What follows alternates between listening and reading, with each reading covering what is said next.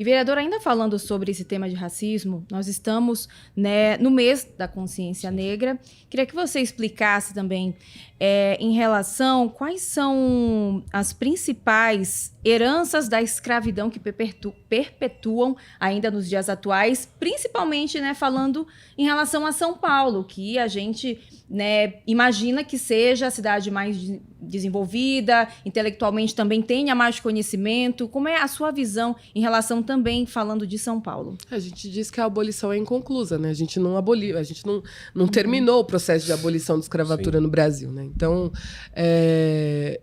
inclusive, eu acho que é interessante a gente pensar, a cidade de São Paulo, país, né? Ele se preparou para a abolição. Como que ele se preparou, né? Poucos anos antes, ele fez uma lei que era a Lei de Terras, que a partir daquele momento, né? Então, antes, se você trabalhava na terra, você poderia ser dono daquela terra, desde que você comprovasse que você trabalhasse, né? Como a população negra era quem trabalhava na terra, eles fizeram uma legislação em que, a partir de agora, não, a terra era do Estado, e para você concluir aquela terra, o Estado deveria lhe ceder aquela... Então, você fez o quê, né? Você liberou pessoas que trabalhavam na terra e você não deu mais o direito de que as pessoas trabalhassem na terra.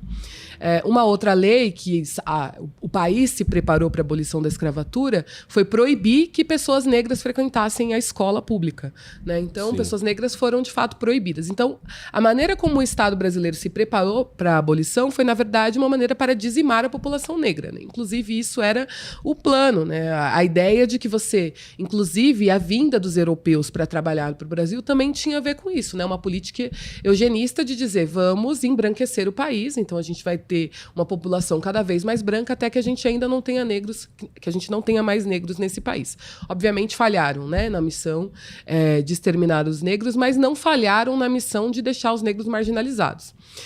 Então, você veja, a cidade de São Paulo, por exemplo, ela recebeu essa população africana, né, afrodescendente no Brasil, por exemplo, na região central. É a história da minha família. Minha família vem para São Paulo e vai morar na Bela Vista. Então, bairros como Liberdade, Bela Vista, Vila Madalena, são bairros que tinham uma história negra. Você enxerga isso na cidade de São Paulo? Liberdade é um bairro japonês, não é isso? Estação Japão Liberdade. Mas até o nome Liberdade tem a ver com uma história que tem a ver com a libertação, aliás, na verdade, com a morte, né, de um escravo que era o Chaguinhas.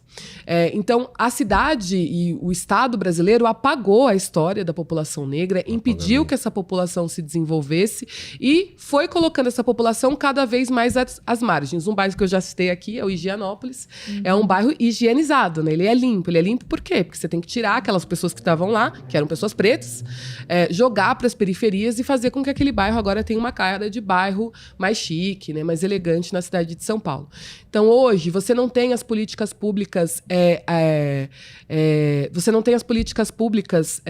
que deveriam, né, alterar essa situação também respeitadas. Então, você tem toda uma história, toda uma trajetória e você ainda não consegue aplicar, por exemplo, a Lei 10.639, que fala do ensino da cultura e história africana nas escolas de São Paulo. Né? Então, quando a gente fala, né, do ensino da história e da cultura africana, a gente não está falando que em novembro a gente vai contar mais uma vez a história dos negros que foram escravizados e que não fizeram nada para se libertar, né? Porque é isso que a gente escuta, né? Os negros vieram aqui, mas eles mesmos se venderam, então eles ficaram escravos e um dia uma princesa maravilhosa libertou. Não. A gente fala que o ensino de história é para falar que a matemática surge na África, é para falar que existiu várias revoltas, que existiram quilombos, para dizer que existiam estruturas de quilombos que se assemelhavam muito a estruturas democráticas e que, portanto, havia ali uma tecnologia que era criada por negros e negros. É para falar, por exemplo, que a maneira como negros falam tem a ver com o seu sotaque, né? Todo mundo celebra o sotaque italiano, né? Todo mundo celebra o sotaque japonês, o sotaque europeu que veio para o Brasil. No Brasil, o que parece sotaque africano é erro de português, né? O português. Então, o Mussum é o cara engraçadinho porque ele bebe e fala errado, né? Então, a gente não estuda o porquê das coisas acontecem e qual é a história da população negra. Isso é fundamental. E também a gente não opera na desigualdade, né? Então, por exemplo, quando a gente gente fala de cotas, a gente está falando que a gente quer reparar não um erro que você ou eu cometemos. De fato, nenhum de nós estávamos vivos.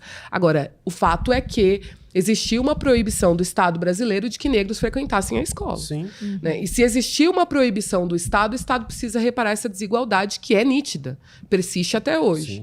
Né? Então você precisa aplicar um programa de cotas. Agora, isso só é feito a passos muito lentos, né? Quando existe uma organização, sobretudo da sociedade civil, do movimento negro organizado, para fazer pressão sobre o Estado. Agora, o Estado tem uma dificuldade imensa de fazer com que essas políticas sejam garantidas. Aliás, o Estado tem uma dificuldade imensa de fazer com que as pessoas negras participem da vida política.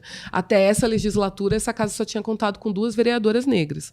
Né? Então, todas as legislaturas, a gente tem 55 vereadores, a gente só teve uma vereadora na década de 70 e outra na década de 90. Né? Então, a gente sequer faz parte da democracia enquanto representante dessa população. Então, tudo. Né? O que a gente precisa mudar? Tudo. A gente precisa mudar a forma como a gente encara a história da cidade, a gente precisa mudar a forma como a gente educa as nossas crianças nas escolas, a gente precisa mudar a forma como a gente acompanha e fiscaliza as políticas públicas que podem acabar com esse tipo de coisa.